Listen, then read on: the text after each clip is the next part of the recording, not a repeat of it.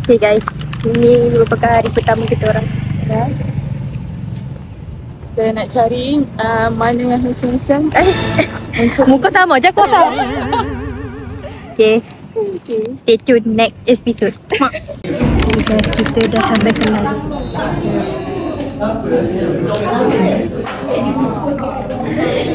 Tak kawan, lagi 2 orang kat belakang tu kita tak kawan. Dia tu cakap dia akan tepi. Kita kelas hari ni sejam je. Sekarang pukul sikit. Pukul 10.53. Sejam je guys. Saya bangun pukul 8 tau. Saya bersiap. Weh, warna pink tu. Tak perempuan ni. Style boleh. Style gila. Girlfriend orang yang kat depan lelaki dia tengok. Siapa perempuan tu? Mari kita tunggu next episode. Kita akan cari siapakah perempuan itu. Okay guys, kami nak pergi kelas yang kedua untuk hari ni. Pukul 2. Kita dah gerak awal so kita orang macam takut sikit. Sebab takut hujan.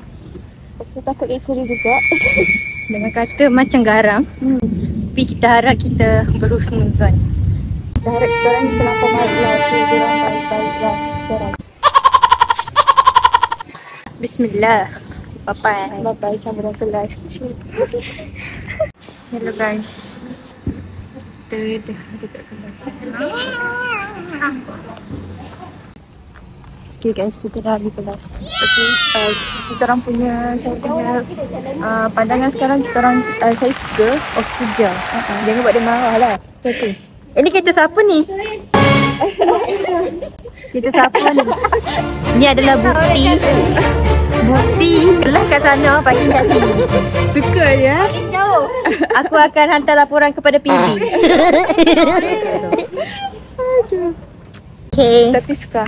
Okay, bye-bye. Jangan lupa print. Gitu. Bye. Dah 2 lecturer dah ni yang minta hard copy. Itu lah. Sen lepas aku buat. Tak ada orang pun yang tengok. Jujur sangat. Hati terlalu jujur. Ya. Kita mesti sekarang kita lihat nak berselindung-selindung itu fake tu. Tak apa, aku akan teruskan hard copy. Penat je beli iPad. Betul. Maksudnya iPad aku ni memang guna untuk main game. Tak adalah. Kau kan nanti buat organizer. Kau suka tak organize?